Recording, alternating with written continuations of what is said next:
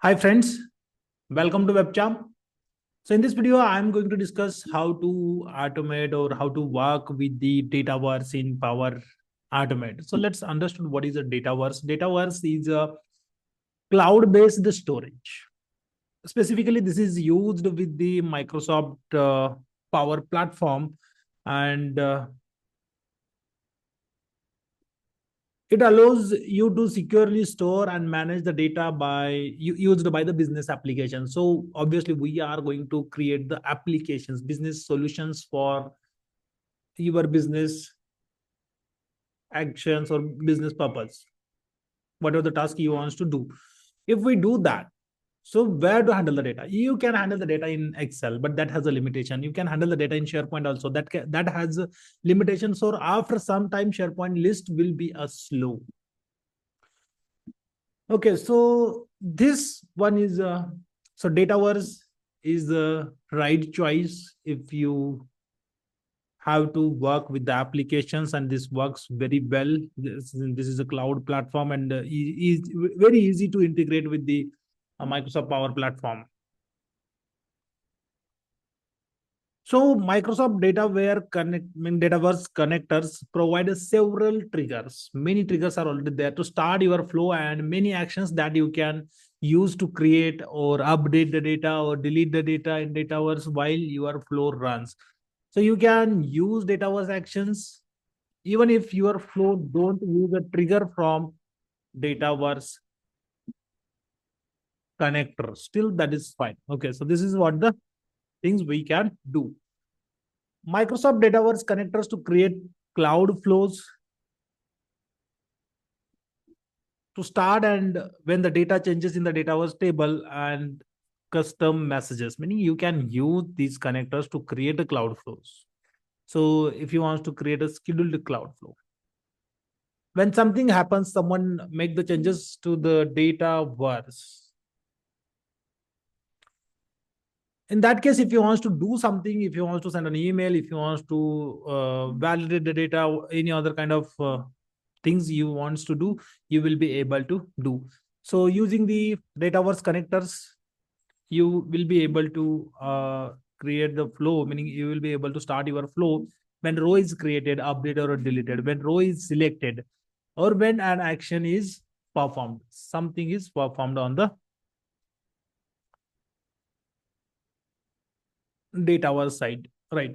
So these are the list of actions, Dataverse actions. Okay, let's go to the Power Automate, right? And here, if I come, right, so I will create a flow just to test the Dataverse actions and all, right? So I will create a flow. Okay, I'm going to use the manual trigger. The flow name is, I will say, working with Dataverse. And it's nothing, it's a database. The way we have SQL Server and all databases, similarly, it is a database, but you can create a model and all, many things are there that works. The things you make it differently, but the logic behind all the SQL databases is same with the data works. Okay, so if I come to this, and if I go to the Microsoft Dataverse trigger, so if you see this kind of diamond icon, that means it is a premium connector and you need a premium license. Okay, so I wanted to get a list of rows from any specific table, so I can pick this, but where is the table, right? First of all, we should know the tables. So again, I will go to this, right? And I'm going to create a table, my own table I'll create, and then I will load the data. Meaning, if I click on the tables here in the Power Automate window, you will be able to see the tab called tables. If you click on that, so it will be routing to this page. This is Power Apps, and here the tables from the Dataverse are shown. I would like to create a new table, so I will say create new table. Okay, I clicked on the create new table. So how you want to create a table? So import a data from SharePoint list, or you may want to import the data from Excel file, or you may want to import the data from CSV, or you may want to start it with blank. however you want, you can select. I will select import Excel or CSV. Then if I come here, okay, even if I come here, this is what the data set I have, employees. Okay. And let me pick this. Okay. So table name is like, let me, by default, it is picking the table name as a employees. Later on, we can edit. Okay. So table include, I will say, and that just import the data. So this is what the window it will open. Right. Let me click on this. Imported with AI. It says, and the table name is employee. You can see. Okay. Employee.csv is there, but still table name is employee. Right. Let me click on this and let me go to the properties. So display name. This is the plural name. So I can say employees. Right. And this table contains the employee information. This is what is the primary column. So you can select primary column as a ID. Obviously employee ID. Okay. So I don't have here employee ID. Employee ID is there.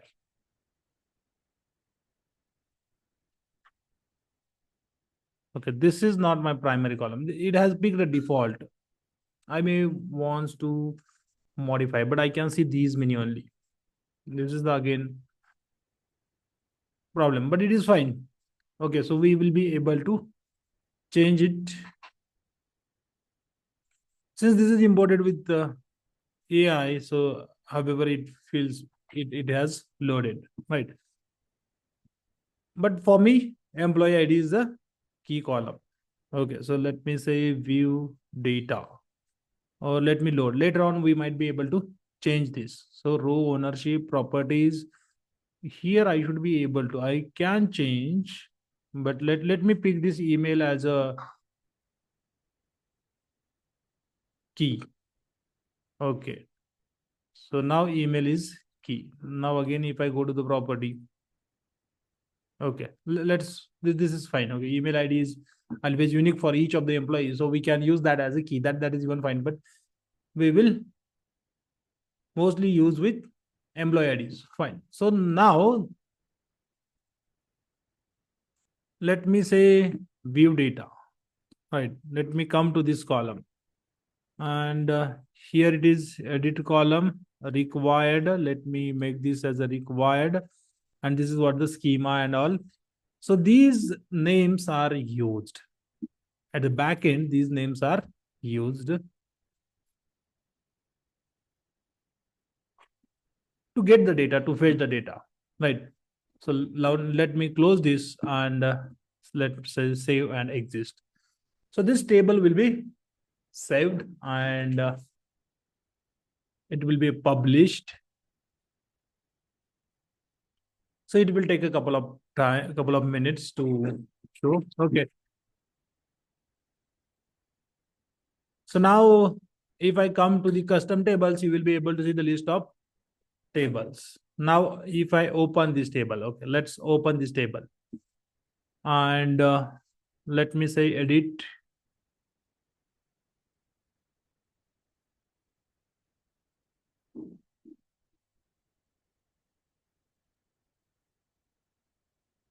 Okay, so show existing columns. It is asking.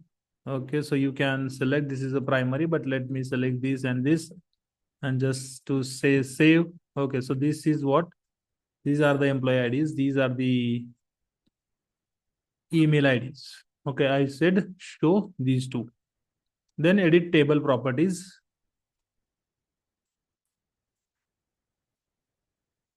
Right. So there are many properties that I will discuss at the time of discussing the data bars. So this is this is the way I have a table, right? And you can select the columns, what and all columns you may want to see.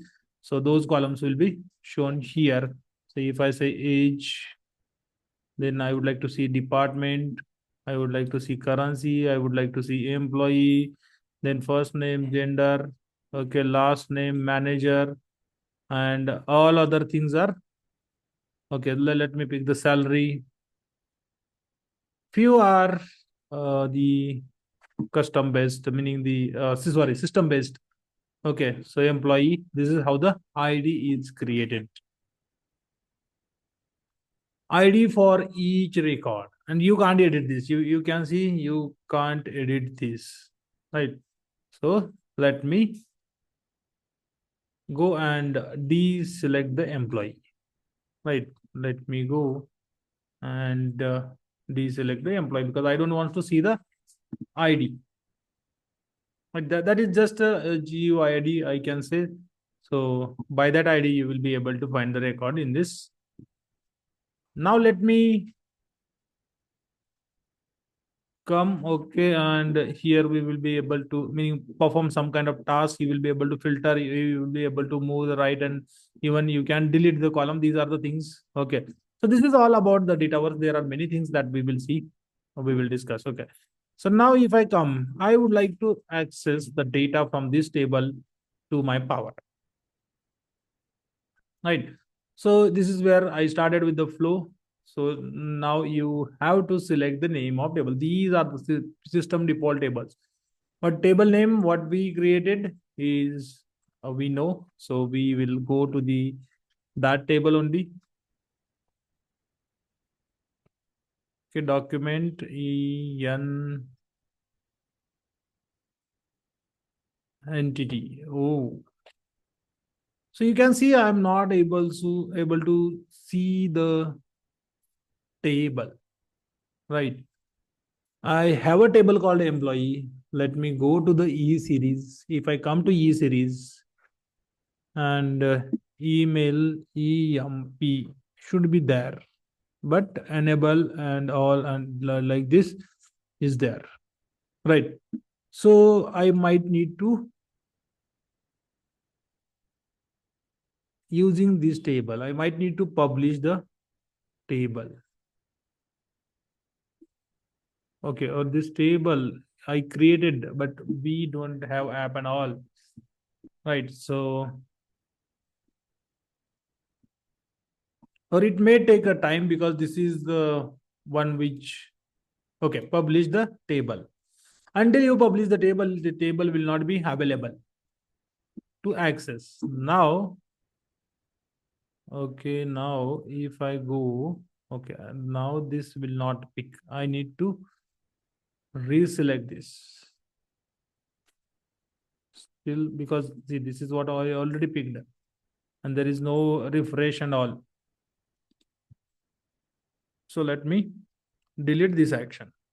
Let's go to the Dataverse connectors. Right. Inside this, I have a list rows. Right. Now, if I try to pick this, so this should show me the table called employee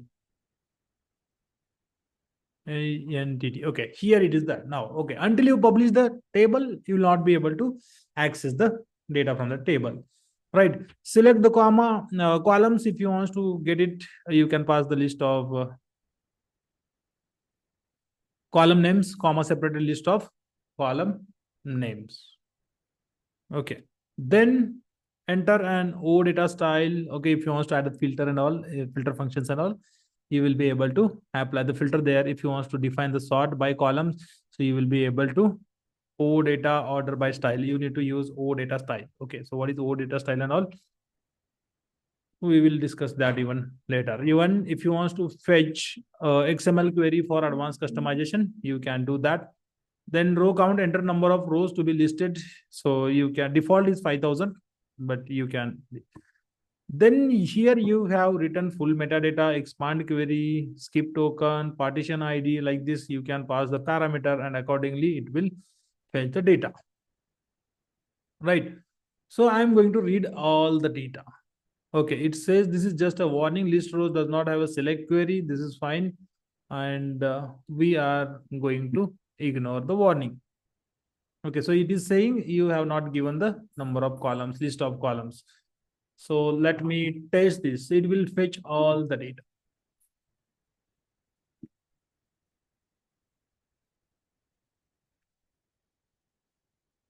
If I click on this, you will be able to see this is what the input I gave, and this is the output. Inside output, we will get an object, list of objects. Okay, inside a object there is something called a body. Inside a body, you will be able to see something called a value. Inside a value, you will be able to see a list of objects or array of objects. Inside an array of objects, you will be able to see manager ID, last name. So employee details you will be able to find. This is what the few are coming from the cloud. So if we pass the list of column names, it will get filtered automatically. Only those columns will be picked. So this is the age of employee, and this is the first name of employee. This is what the job title. This is what so you will be able to understood this code, right? But if you don't understand, still this is going to work. You will be able to work with Power Automate, right? So instead of this, if I say edit, and the problem is what I have loaded a file. I loaded a file. Okay, let me come to this. Here it is the data set with a space. Okay, I can fetch all these columns. I can fetch all these columns. If you see a space in the column, so that will be a problem. So here, I should have loaded like this only, right? Then I will be able to slice. So I can use email, single word names, email, gender, age, and salary. These are the things I can get. I can pass the list. Okay, let me show you how to pass the list. So email, gender, what and all was there. Okay, so job title I can't, but salary, department manager. Salary, department manager. Okay, if there is a space, it is difficult to define the name. So it will give the error. Right, so this is the list I passed here, and let me save it. Okay, it got successfully saved. Now let me try to run this. Hope this should not throw any error. Otherwise, we would have to spend much time. Okay, I was expecting this. So list rows could not find a property named email on this. Okay, so Microsoft.dynamic.crm, and then I was worried to see the list of meaning. See, here we cannot pass the names, right? Then in that case, we need to use their naming convention. So if I come to the table,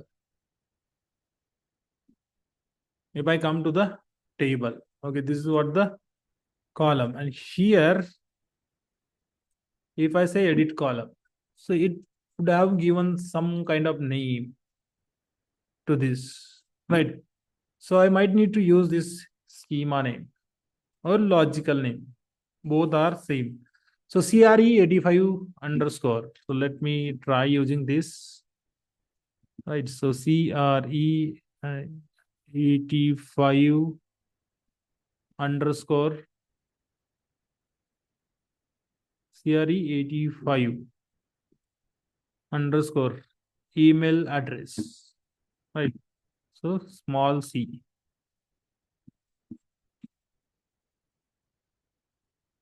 Email address. Let me select the only one.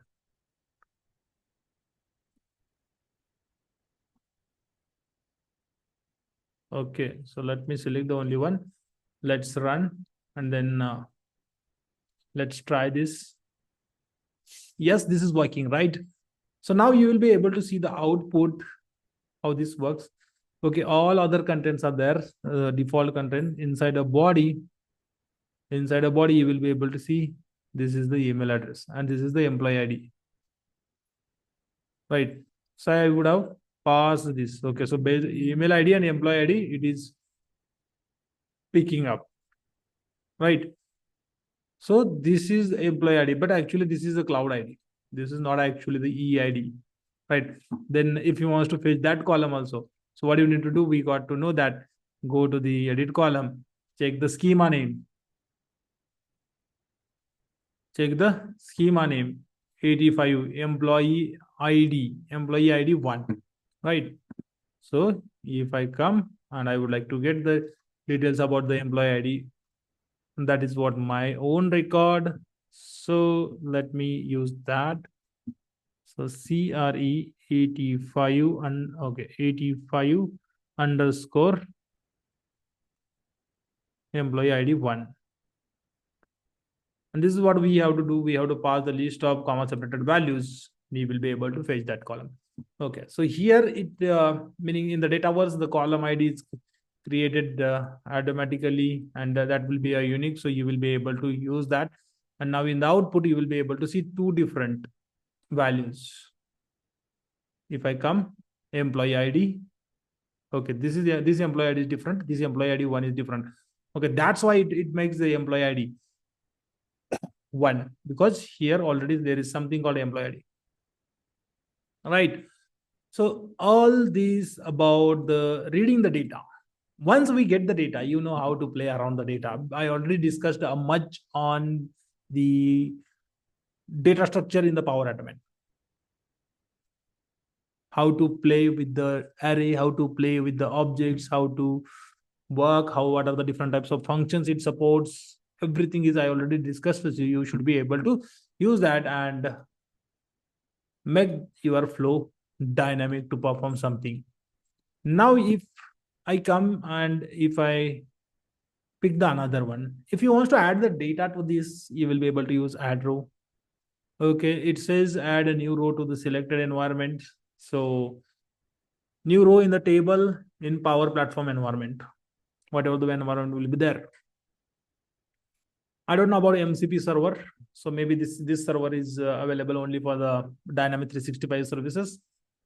Delete a row, you can perform. Download a file or image, you will be able to do download a row, delete a row from the selected environment. So lot many things you can get a row by ID from selected environment, right? So like this, you can related rows. Okay, you will be able to get, meaning if any table has a relationship with the other tables, you will be able to get all these unrelated rows. Update a row, you can perform. Upload a file and image to a database, meaning the Dataverse. When row is selected, when an action is performed. So these kind of connectors are already available. You need to go to this specific connectors. You need to understood what they mean, and then you should start working with this. So no points to discuss all the type of connectors. You will be by reading this name, you will be able to understand what is the purpose of these connectors, right? So this is all about the Dataverse. So here what are the different types of actions we can perform? Create a new row, we can perform update a new row, even search with search row with relevant search, get a row, list rows, delete a rows, related rows, unrelated rows. This is what I was showing. Execute a change set request, then download file, upload file, perform a bound action, perform a unbound action also we can do. So everything related to Dataverse I will be discussing in Dataverse video. So this is what the actions we can perform. So I hope you like the content of this video. Thank you so much for watching the video. Have a nice day. Do not forget to subscribe webcam and learn the technology.